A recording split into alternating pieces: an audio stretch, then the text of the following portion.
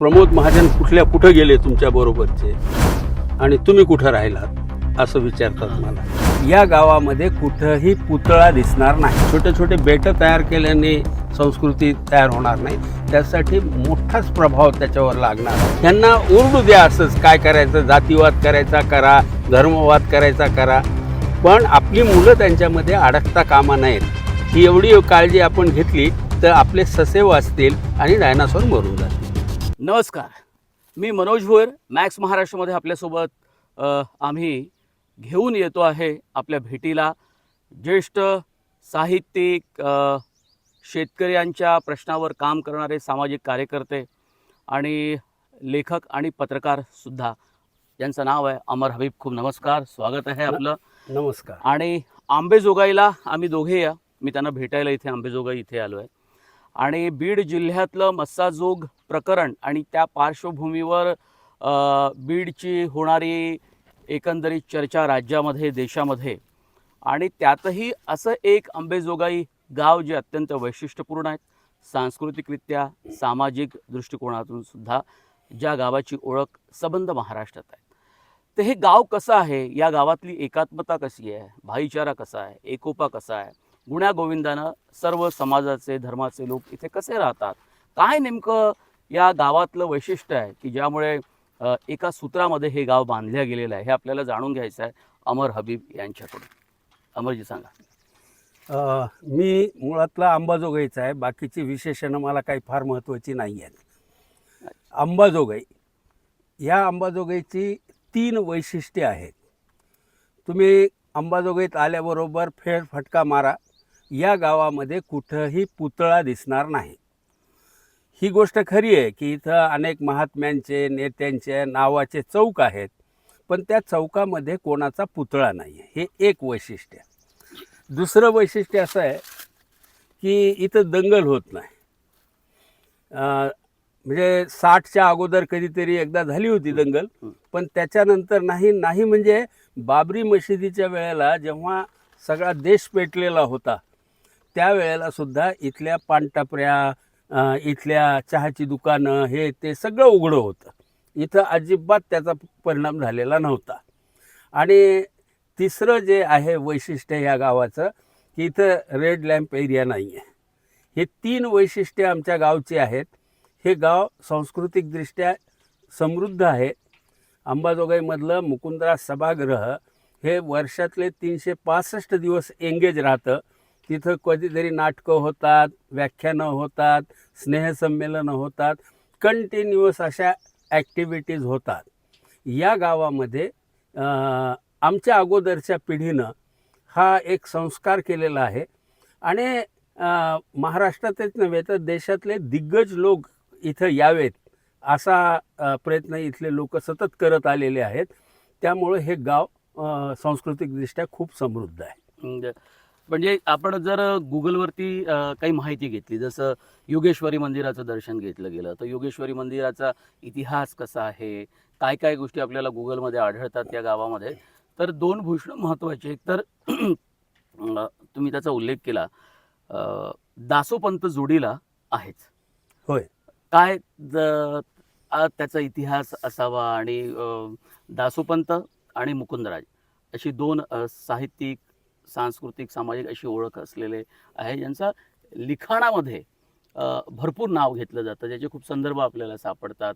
दस्तऐवज ज्यांनी दासोपंतांनी खूप करून टाकला, बरोबर ठेवलेला आहे. 2 नावं अंबाजोगाईशी कायम जोडलेली आहेत. खरं म्हणजे 3 आहेत, पण साहित्य क्षेत्रातली 2 आहेत. एक आद्यकवी मुकुंदराज, त्यांची समाधी, आणि त्याच्यामुळं साहित्य त्यांचा विवेक सिंधू नावाचा ग्रंथ आहे. आख्यायिका अशी आहे की ते इथं गुरुचा उपदेश, गुरु कसा असावा, ब्रह्म काय आहे आणि शिष्य कसा असावा, असा ती विषयाची मांडणी त्या ग्रंथाची आहे, विवेक सिंधूची. तो ग्रंथ लिहिलेला आहे. पण दासोपंत हा एक मोठा चमत्कार ह्या गावामध्ये होऊन गेला. ते मुळातले बिदरचे, कर्नाटकातले. आणि सांगितलं असं जातं की दुष्काळ पडला, त्यांच्या वडिलांना शेतसारा भरता आला नाही, म्हणून राजानं त्यांना पोलीस ठेवलं, आणि नंतर चमत्कार होऊन ते गोदाम भरलं गेलं आणि ह्यांना मुक्तता मिळाली. हत्तीवर बसून ह्या पोराला त्यांनी बापाकडे पाठवलं होतं. पण ह्यांनी उडी मारली आणि तिथून जे निघाले ते पहिल्यांदा नांदेडला गेले गोदावरीच्या काठावर आणि तिथून अंबाजोगाईला आले. या माणसानं प्रचंड लिहिले, प्रचंड म्हणजे अक्षरशः प्रचंड, इतकं लिहिलेलं आहे त्याने.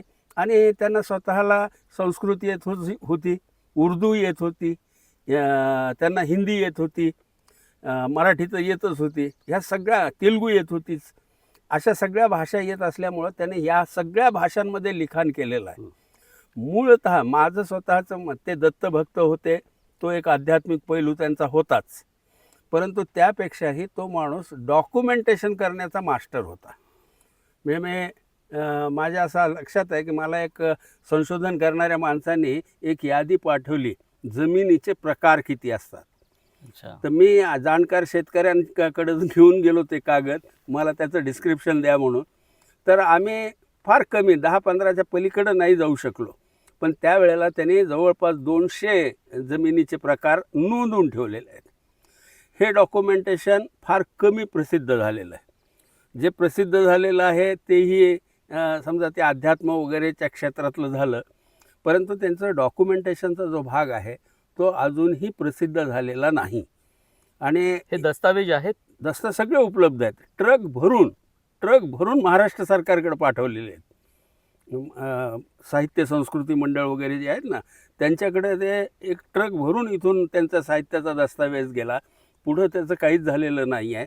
आणि ती एक खंत आहे, म्हणजे त्यांची समाधी आहे, त्यांची पासोडी आहे. ह्यांचं एक दुसरं वैशिष्ट्य असं होतं बरं का. मी मगाशी म्हटलं की आमच्या गावाला बाहेरचे मोठे लोक येऊन गेले. विनोबा भावे इथं येऊन गेले. आणि विनोबा आले तर ते गेले त्या समाधीला त्यांची, दासोपंतांची. तर त्या समाधीच्या तिथं त्यांनी सांगितलं की हे ठीक आहे की दासोपंत लिहित होते, भरपूर लिहित होते, पण तुम्ही काय करता? दासोपंताच्या भक्तांनी सातत्यानं लिहित राहावं, हा संदेश आहे दासोपंतांचा, असं त्या विनोबा भावेने आमच्या गावात सांगितलं होतं. भूदानच्या वेळेला ते आलेले होते. हां. तर दासोपंत हे एक मोठा चमत्कार आमच्या गावातला, साहित्य क्षेत्रामधला अत्यंत दिग्गज माणूस, परंतु प्रकाश झोतात न आलेला. त्या तुलनेमध्ये मुकुंदराज स्वामी यांची ख्याती आहे. आणि ते वारकरी संप्रदाय इथंही प्रत्येक एकादशीला यात्रा भरते. हे कंटिन्युअस इथं अंबाजोगाईमध्ये आम्ही यात्रेच्या वेळेला कवी संमेलनं भरवली. हे मला तुमचा हे माईक यात्रांमध्ये कवी संमेलन हे मी नाही ऐकलं. म्हणजे कदाचित माझं आकलन कमी होऊ शकतं किंवा माहिती कमी असू शकते, पण मी नाही ऐकलं. नाही, तो यात्रेचा जो मनोरंजनाचा भाग असतो तो थोडासा बाहेर असतो. अच्छा. आतमध्ये जे असतं ते थोडंसं शांत असतं. त्या ठिकाणी कुणीही कवीने यावं, एक कविता सादर करून जावं. माझी कल्पना अशी आहे की इथं हे कवीचं जर स्मारक आहे तर इथं एक कवी कट्टा असला पाहिजे. कार्यक्रम असो, कुणी संबंध महाराष्ट्रातून लोक इथे येत राहतात, त्यांनी यावं, त्या कट्ट्यावर उभा राहून एक कविता आद्यकवीच्या चरणी अर्पण करावी आणि जावं. असा एक कवी कट्टा ह्या भागामध्ये असायला हवा. बऱ्यापैकी काही डेव्हलपमेंट इथे सुरू आहे, पण मला असं वाटतं हे मंदिराचा पुढचा भाग असावा. हां, विस्तारीकरण आहे, हे अलीकडंच सुरू झालेलं आहे. पण ह्याच्यापेक्षा त्याला त्याशी जोडा. म्हणजे नुसतं सुशोभीकरण करून काय उपयोग आहे? त्याला हे एका कवीचं स्मारक आहे ही जाणीव कंटिन्युअस ठेवावी, असं काहीतरी करायला हवं. नुसतं एखादं मंदिर आहे आणि दर्शनाला चाललेत एवढं करून नाही भागणार. मुकुंदरायासाठी तरी नाही भागणार. इथं असं काहीतरी स्मारक त्यांचं कवी कट्ट्यासारखं उभं राहायला पाहिजे असं मला वाटतं. मराठी आपण जर म्हटलं तर वेगवेगळे सांस्कृतिक सामाजिक कामं इथे होत असतील, उपक्रम होत असतील, पण सर्वांच्या मध्यवर्ती ही मराठी भाषा आहे. या मराठी भाषेबद्दलचं अंबाजोगाईमधल्या नागरिकांचं, इथल्या विद्यार्थ्यांचं प्रेम हे इतर शहरांपेक्षा खूप जास्त आहे. इतर शहरांशी तुलना नाही करता येणार, पण इथं ॲक्टिव्हिटीज तशा चालतात. म्हणजे उदाहरणार्थ आम्ही दर 2 वर्षांनी इथं साहित्य संमेलन घेतो, गावचं संमेलन. हे संमेलन कुठंतरी मोठा माणूस बोलवायचा आणि त्याचं व्याख्यान करून घ्यायचं असं नाही.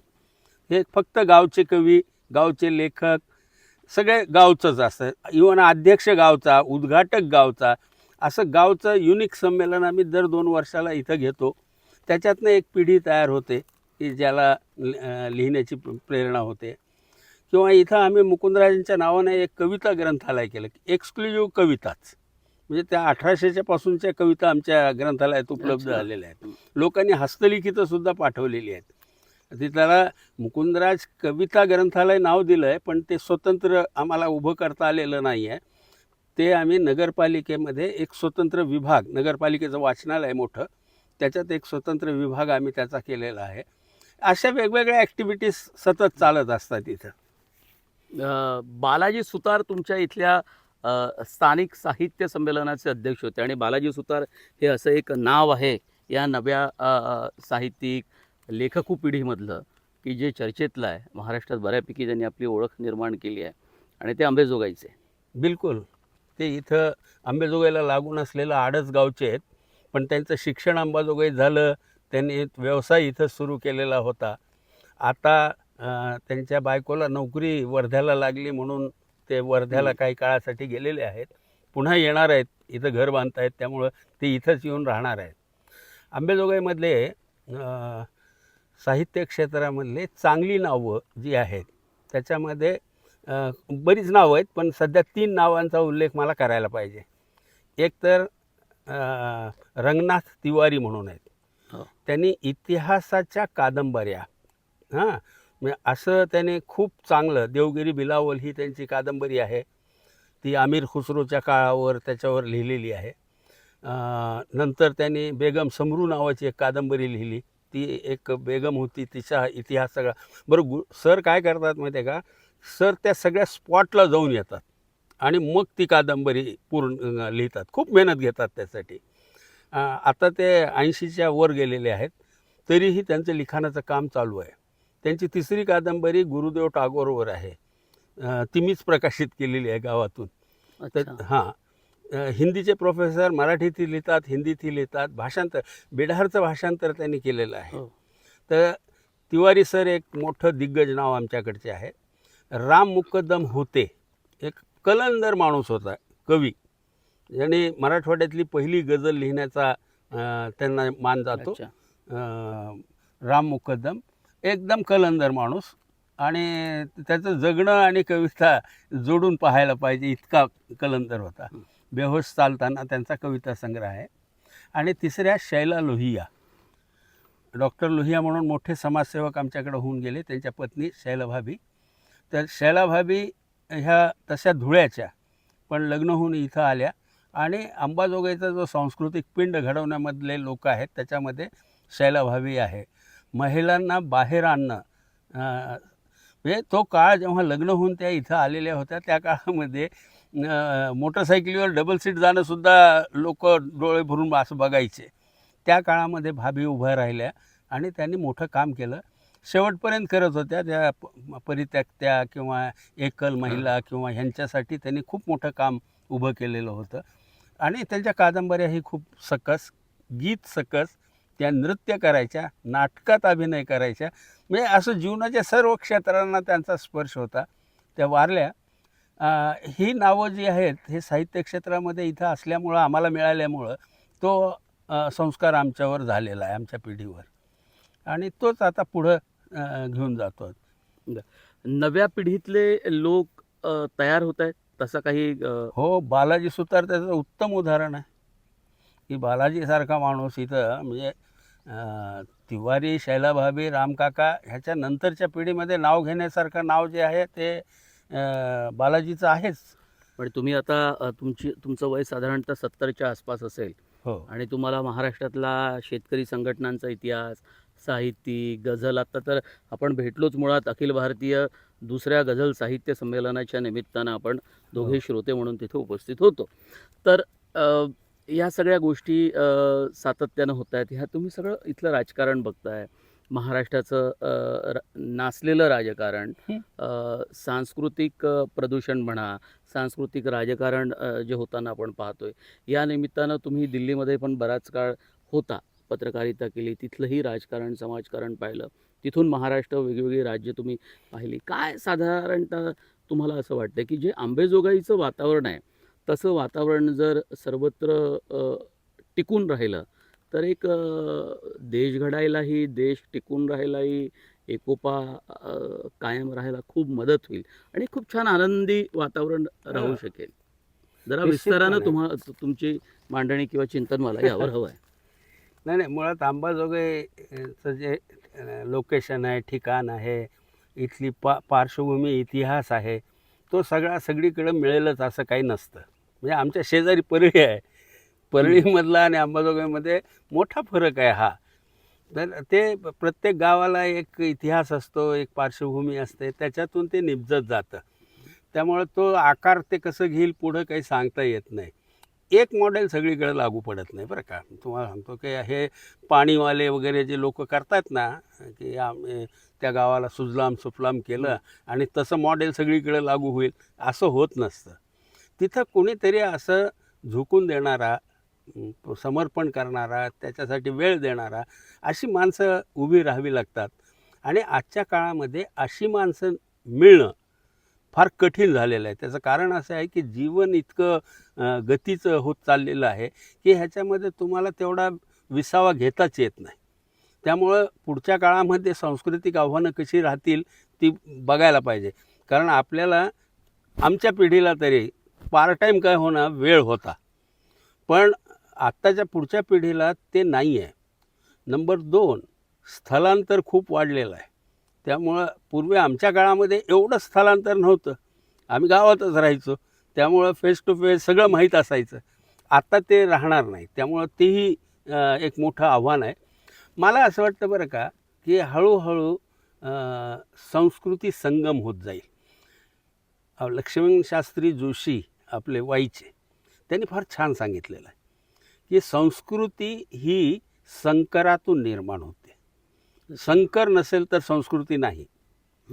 तर संकर होणं आवश्यक आहे. आता नवीन जगामध्ये मला असं दिसतं की मुलं आमच्या ह्याच्यातली कुठं गेली, बाहेर देशात गेली. आता त्यांनी ते जीवन बघितलेलं आहे, तिथलाही संस्कार त्यांच्यावर होतो, इथलंही होतं. आता तर असं व्हायला लागलेलं आहे की खूप मोठ्या प्रमाणात मुलं परदेशातच जन्माला यायला लागलेली आहेत. तर हा जो संस्कृती संकर आहे, ही एक संक्रमण आहे आत्ताचा काळ. आणि ह्याच्यातून जगाची एक संस्कृती तयार होईल आणि त्या संस्कृतीचा प्रभाव मला असं वाटतं की जास्त व्यापक प्रमाणामध्ये होईल. असे छोटे छोटे बेटं तयार केल्याने संस्कृती तयार होणार नाही, त्यासाठी मोठाच प्रभाव त्याच्यावर लागणार आहे आणि ते होणार आहे.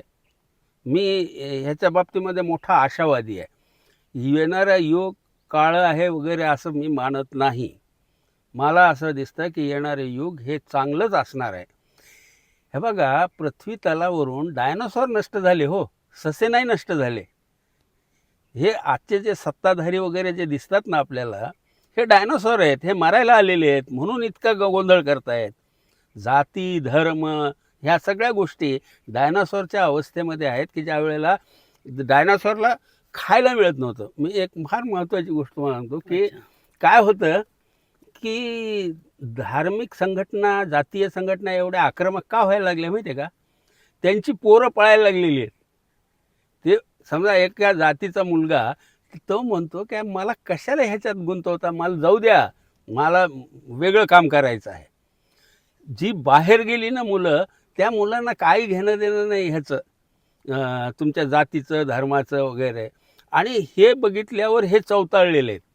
ह्यांना खायलाच मिळत नाही आहे ना, जे मुलाचं जीवन खायचं आहे त्यांना, आयुष्य, म्हणून हे जास्त आक्रमक होऊन त्यांच्यापर्यंत पोचायचा प्रयत्न करतायत. हे शेवटचे दिवस आहेत ह्या डायनासॉरचे.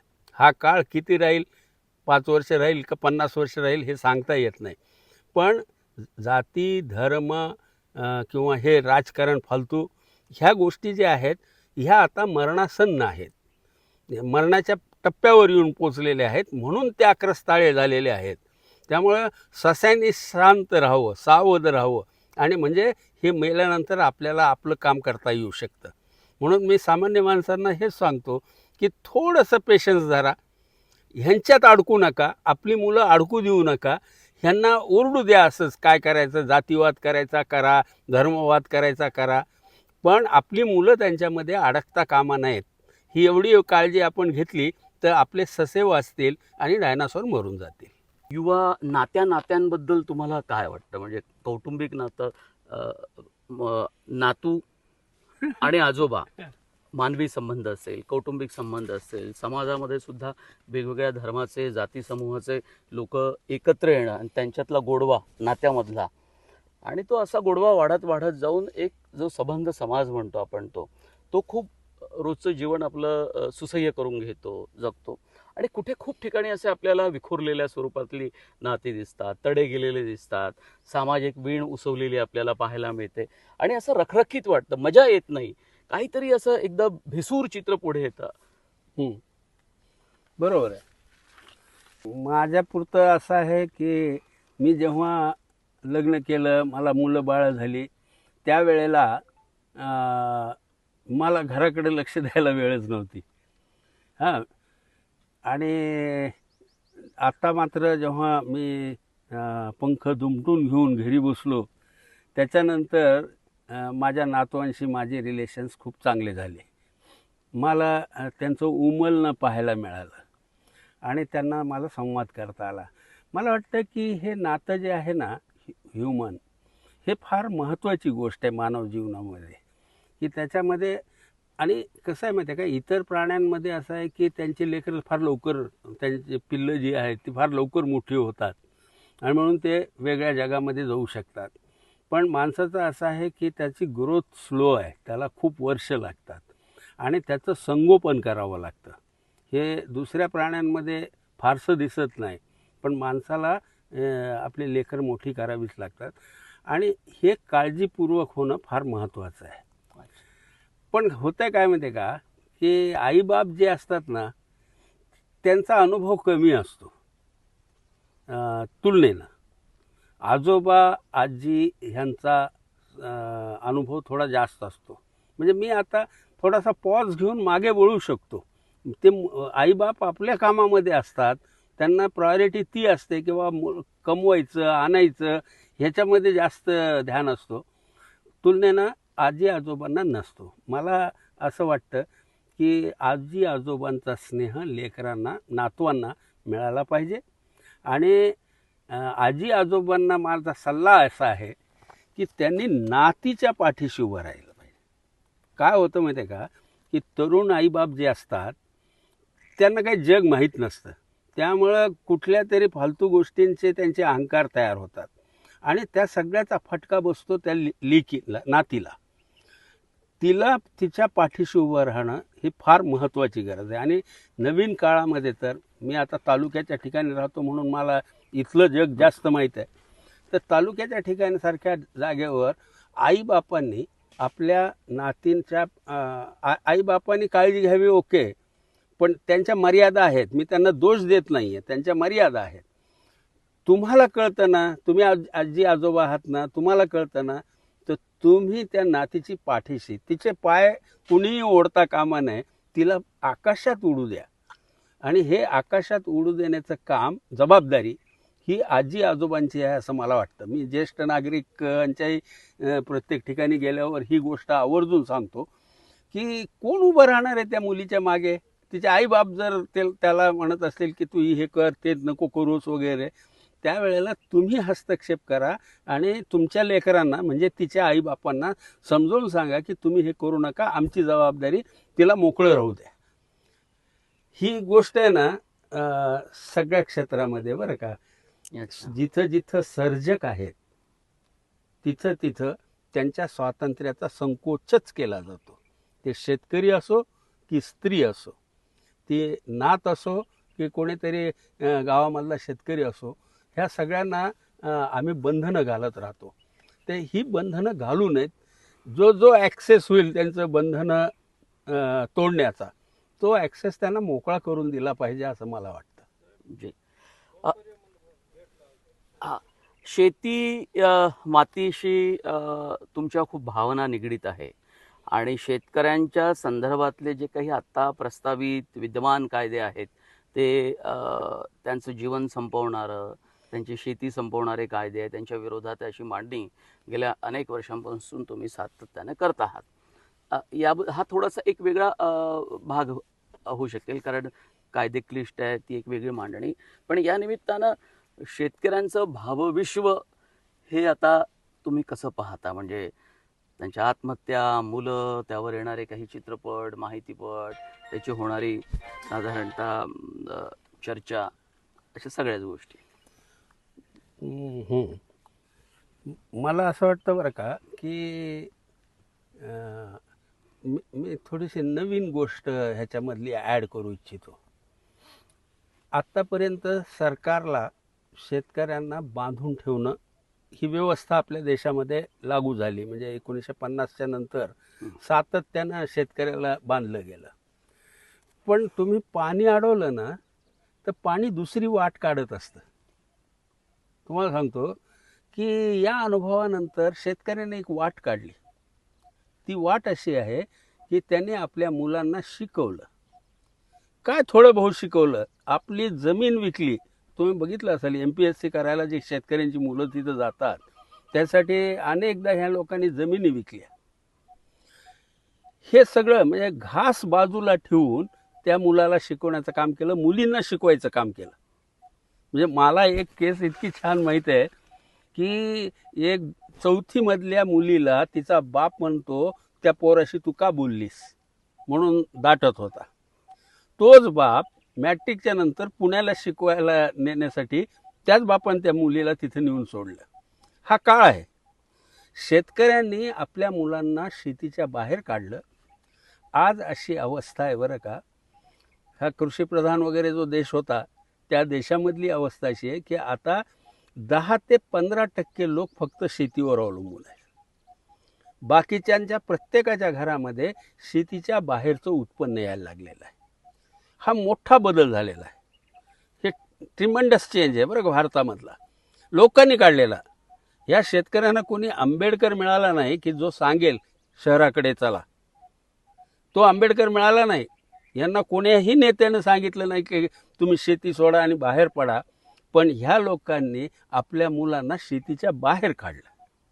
आणि हा मोठा बदल, सिग्निफिकंट बदल आहे. तो मुख्यतः 80च्या नंतर आलेला आहे. 80ला सुरू झाला मोठ्या प्रमाणात आणि 90च्या नंतर तर खूप झालं.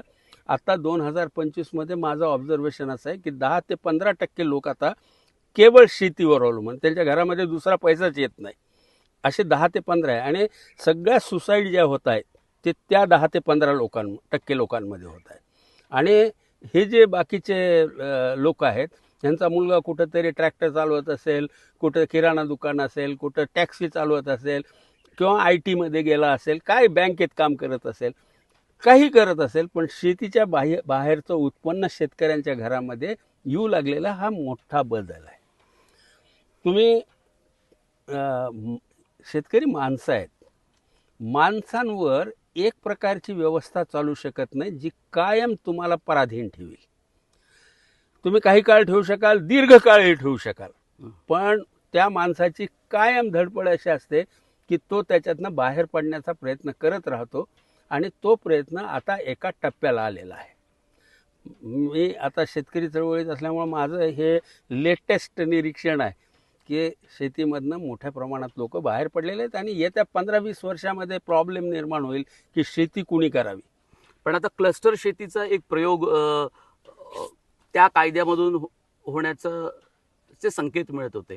जे कायदे शेतकऱ्यांच्या विरोधामुळे बंद करण्यात आले होते की मोठ्या प्रमाणात समूह शेती वगैरे. मग ही शेती जर शेतकऱ्यांनी केली नाही तर एक क्लस्टर शेती होईल आणि मग त्यातून शेतकऱ्यांचं काही भलं होईल का? काय काय होईल नेमकं? शेती तर लागेल तुम्हाला, तुम्ही जगणार कशामुळे? मार्केट कशामुळे चालेल?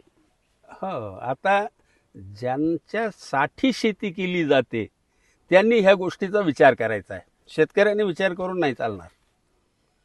आत्तापर्यंत शेतकरी काय करत होते, पिकवत होते आणि त्याच्यावर बाकीचे लोक मजा करत होते. आता पिकवायचं कमी होणार आहे आणि मग ज्यांना समस्या येणार आहेत त्यांनी मार्ग काढायचा आहे. त्यांनी तर फार काही विचार केल्याचं मला दिसत नाही गेलं काही, की समूहानं कोणी असा विचार केला की हा शेतकरी आपल्यासाठी जगतोय, असा कोणी विचार केला का लोकांनी? फार शेतकऱ्यांबद्दल आस्था असते तशी, पण असा एक समूह एकत्र आला की ज्याने शेतकऱ्यांच्या आत्महत्यांवर खूप चिंता व्यक्त केली, त्यांच्या जगण्या मरण्यावर चर्चा केली. एक समाजातला एक एक छोटा गट असतो, पण तो म्हणजे समाज नव्हे. नाही, बरोबर आहे. उद्या शेती बंद झाली तर तुमच्या घरामध्ये डाळी, अन्नधान्य, भाजीपाला कुठून येणार? सगळ्यांचे वांदे होणार आहेत. हा. आता आता हे काय केलेलं आहे की तुम्ही जीएसटी लावलेला आहे, सरकारकडे भरपूर पैसा येतो, काही काळ तुम्हाला आयात करता येईल, पण सदा सर्व काळ ह्या 140 कोटी लोकांच्या देशाला सदा तुम्ही पेट्रोल सारखं आयात करत बसलात तर पेट्रोलही आयात करा आणि अन्नधान्यही आयात करा, म्हणजे वाट लागेल आपल्या देशाची. महागाई होईल, आयात निर्यातीचं शुल्क म्हणजे ते सगळं बदलत राहतं, स्ट्रक्चर त्याची हो. संरचना. आणि त्या देशामध्ये काय काय परिस्थिती होईल ती काय तो देश काही भारत थोडी ना कंट्रोल करतो की तिथली मार्केट व्यवस्था काय आहे. ती तिथे तिथे जसे जसे काही बदल होत असतील त्याचे परिणाम सुद्धा आयात निर्यातीवर होईल आणि त्याचे अर्थातच परिणाम भारताच्या अर्थव्यवस्थेवर, कृषी काय व्यवस्थेवर. केलं मोदींनी ना, ते जे कायदे आणले होते तो बाळबोधपणा होता, मूर्खपणा होता आणि त्याच्यात हितसंबंधी असतील ते मला काय माहीत नाही. बेसिकली सीलिंगचा कायदा, ज्याच्यामुळे फ्रॅगमेंटेशन ऑफ लँड झालेलं आहे, जमिनीचे प्रचंड तुकडे झालेले आहेत. 2 एकरच्या आतले 85% शेतकरी, तर हे शेतकरी शेती करून जगू शकत नाही ना. ह्यांना भाव दिला, हे वेडे लोक आहेत, हमी भाव वगैरे जे म्हणालेत ना, किती भाव दिला? हे बघ, चतुर्थ श्रेणी कर्मचाऱ्याला 2.5 लाख रुपये वर्षाला मिळतात. खर्च वजा जाता 2.5 लाख रुपये तुम्हाला मिळतील अशी काही सोय तुमच्याकडे आहे का? तर ती तशी सोय 2 एकरमध्ये नाही आहे. मग तुम्हाला काय सिस्टीमचा विचार करावा लागेल. आम्ही म्हटलं की बाबा सिलिंगचा कायदा रद्द करा, लोक एकत्र येतील, कंपन्या काढतील. तुम्ही जे क्लस्टर म्हणायला लागलात तर तुम्ही सिलिंग उठवा ना. मोदीनं ते काही केलं नाही, सिलिंग उठवलं नाही. आवश्यक वस्तू कायदा, ज्या कायद्याने सरकारला हस्तक्षेप करण्याचा अधिकार दिलेला आहे, म्हणजे किंमत नियंत्रण करता येते सरकारला, तुम्हाला वाहतूक, ट्रान्सपोर्टेशन, साठा, या सगळ्या गोष्टीवर, वाणिज्याच्यावर तुम्ही नियंत्रण करू शकता. असा कायदा ह्या देशामध्ये कशाला हवा? तो इंग्रजांचा कायदा होता, त्यांच्या सैन्याला अन्न लागणार. आजही माझ्या देशातल्या सैन्याला जर काही लागणार असेल ना, शेतकरी स्वतःहून करतील, कारण त्यांचीच मुलं आहेत तिथं, शेतकऱ्यांचीच आणि मुलं प्रेमही आहे सेनेत आहेत. सैनिकावर. सैनिकावर. त्यामुळं त्याचा काही प्रश्न येणार नाही आहे सैन्यासाठी.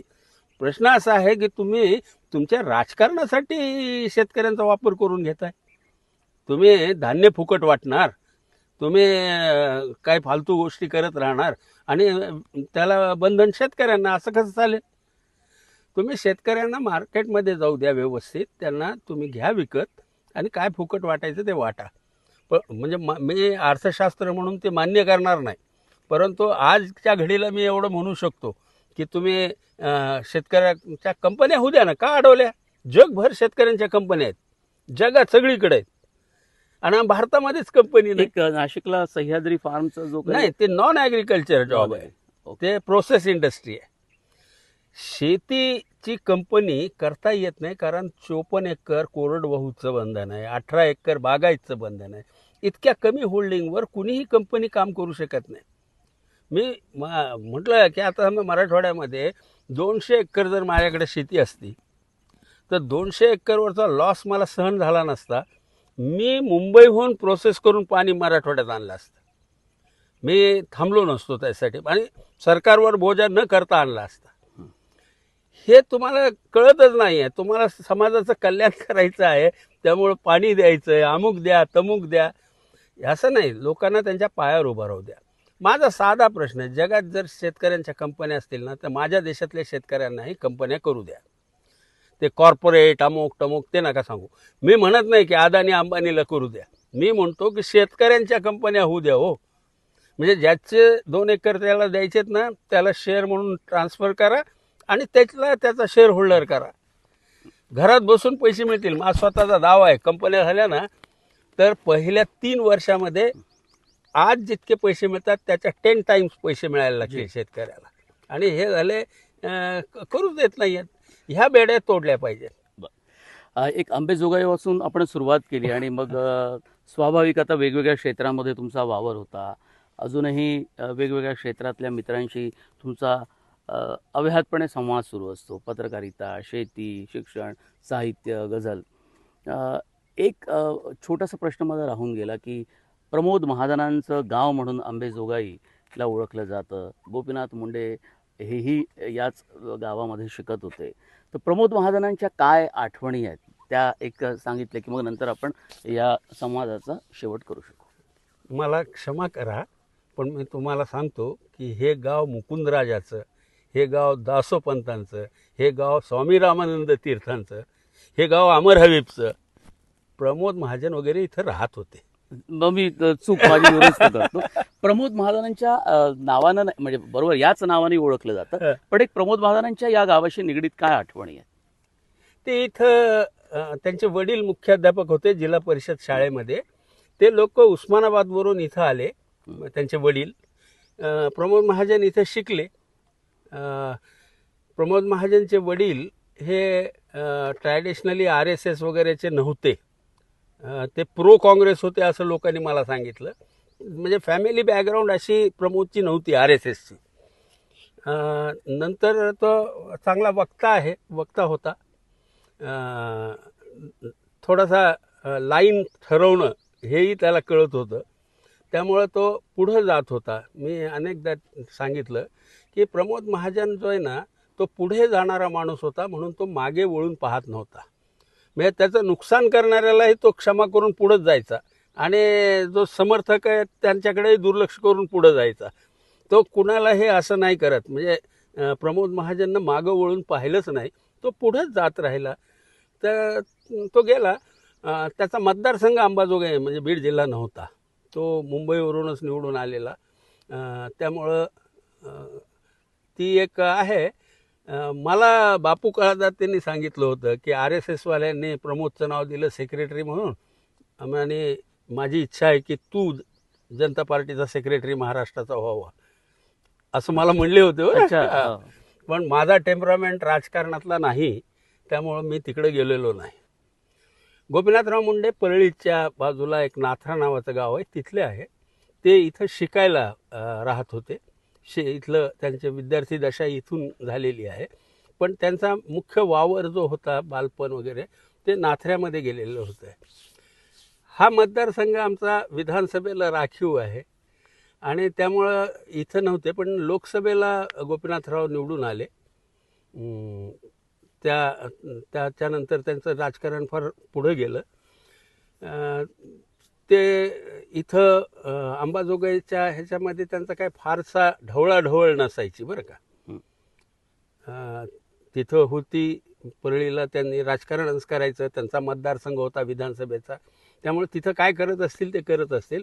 पण अंबाजोगाईमध्ये गोपीनाथरावांनी सतत सकारात्मक भूमिका घेतलेली. म्हणजे काही असा डिस्टर्ब आला आहे की काहीतरी केलं आहे वगैरे असं काही त्याने केल्याचं मला नाही दिसलं. प्रमोद महाजनचा तर काही संबंधच नव्हता. तो पुढे गेला तर पुढेच गेला, अंबाजोगाईशी काहीच त्यांचा संबंध नव्हता. संबंध आला होता प्रमोद महाजन? हो. म्हणजे विद्यार्थी इथं आहे ना, मराठवाड्यातलं सगळं नेतृत्व 1974च्या विद्यार्थी आंदोलनानं दिलं. प्रमोद महाजनचाही जन्म त्याच आंदोलनातला.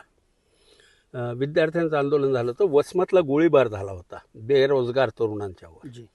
2 जण मारले गेलेले होते. त्याच्यानंतर कृषी विद्यापीठ परभणी, तिथल्या मुलांनी परीक्षेवर बहिष्कार टाकला आणि मग ते सगळं वातावरण मराठवाड्यात पेटलं. तो काळ लक्षात घ्या की गुजरातमध्ये नवनिर्माणचं आंदोलन, बिहारमध्ये जयप्रकाश नारायणचं आंदोलन आणि त्याच्या मधल्या काळामध्ये मराठवाड्यामधलं विद्यार्थी आंदोलन. अच्छा. असा तो काळ आहे. आणि त्या काळात विद्यार्थ्यांनी मोठं आंदोलन केलं. खूप मोठं नेतृत्व बाहेर आलं. म्हणजे अनेकांची नावं मी घेऊ शकतो की ज्यांचं नेतृत्व पुढं मराठवाड्यातले नेते म्हणून उल्लेख झाला. म्हणजे तो विजय गव्हाणे नावाचा एक जण नेता आहे, किंवा आता राजूरकर एक आहे, तो विद्यापीठच्या विद्यार्थी संसदेचा पदाधिकारी होता. वसंत काळे होते. अनेक लोकांची नावं आहेत की ह्या सगळ्या लोकांनी मराठवाडा विद्यार्थी आंदोलनातून पुढे आलेले लोक आहेत. त्याच्यातला प्रमोद एक आहे. अच्छा. तर त्यामुळं त्या आंदोलनामध्ये मी पण होतो, त्यामुळं मी पण आलो. तुम्ही ते असते हयात तर तुम्ही एकाच वयाचे असते किंवा ते थोडं मोठं होतं माझ्यापेक्षा, थोडे मोठे? 4 वर्षाचे. आणि गोपीनाथरावांची आणि प्रमोद महाजनांची मैत्री इथेच हां, फुलली. इथंच होती. आणीबाणीमध्ये आम्ही सगळेजण एका तुरुंगातही होतो. तिथेही ते जास्त जवळ आले, अनेक लोक जास्त जवळ आले त्या काळामध्ये. आणि तिथंच त्याला कळलं की प्रमोदला की गोपीनाथ मुंडेचं त्यांच्या बहिणीवर प्रेम आहे. म्हणून प्रमोद महाजननं पुढाकार घेऊन ते लग्न लावून दिलं. त्या लग्नाला काही अशी खळखळ वगैरे काही झालेली नाही. म्हणजे तिकडूनही गोपीनाथरावांच्याही फॅमिलीमधनं काही विरोध नव्हता, इकडूनही विरोध नव्हता. ते व्यवस्थित लग्न झालेलं, त्यामुळे त्यांचे नाते रिलेशन होते. एक गोष्ट मला वारंवार विचारली जाते बरं का, प्रमोद महाजन कुठं गेले तुमच्या बरोबरचे आणि तुम्ही कुठं राहिलात, असं विचारतात मला. अच्छा. तर त्याला मी उत्तर असं देतो बरं का, एका झाडावरचे 2 फुलं ते एका माळ्याने तोडले. एक फूल गजऱ्यात गेला आणि दुसरा फूल कोणीतरी देवाला नेला. ते दोन्ही फूल पुन्हा नदीत एकत्र भेटले आणि ते विचारायला लागले की तुझी रात्र कशी गेली. देवाच्या समोर पडलेलं फूल म्हणालं की मी रात्रभर गंधित होत होतो. जो कोणी माथा टेकायला देवाजवळ यायचा त्याला मी सुवास द्यायचो. दुसरा फूल म्हणाला रात्रभर चुरगळायला गेलो. ते वारांगणेच्या केशकलापात लागला गजऱ्यामध्ये आणि रात्रभर चुरगळला गेलो. आता ह्याच्यातलं एक फूल होतं ते आणि एक फूल होतं हे. तुम्हाला काय सांगायचं मला कळलेलं आहे. खूप धन्यवाद अमरजी. मनमोकळ्या गप्पा झाल्या अंबाजोगाईत. बाकी महाराष्ट्रात वेगवेगळ्या शहरामध्ये आपली भेट होतच राहिलेली आहे, गप्पाही झाल्या. पण आज मात्र या पहिल्या पॉडकास्टसाठी आम्ही तुमची भेट घेऊ शकलो आणि संवाद झाला आणि इथून सुरुवात होणार आहे वेगवेगळ्या क्षेत्रातल्या मान्यवरांशी अशाच खुलास गप्पा आम्ही करणार आहोत. खूप धन्यवाद. धन्यवाद.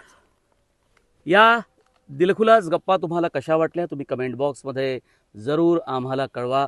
आणि तुम्हाला ही मुलाखत आवडली असेल तर तुम्ही त्या प्रतिक्रिया नोंदवालच कमेंट बॉक्समध्ये. याशिवाय तुम्ही मॅक्स महाराष्ट्र हे आमचं डिजिटल चॅनल सबस्क्राईब केलं नसेल तर ते अवश्य करा अशी मी तुम्हाला विनंती करतो.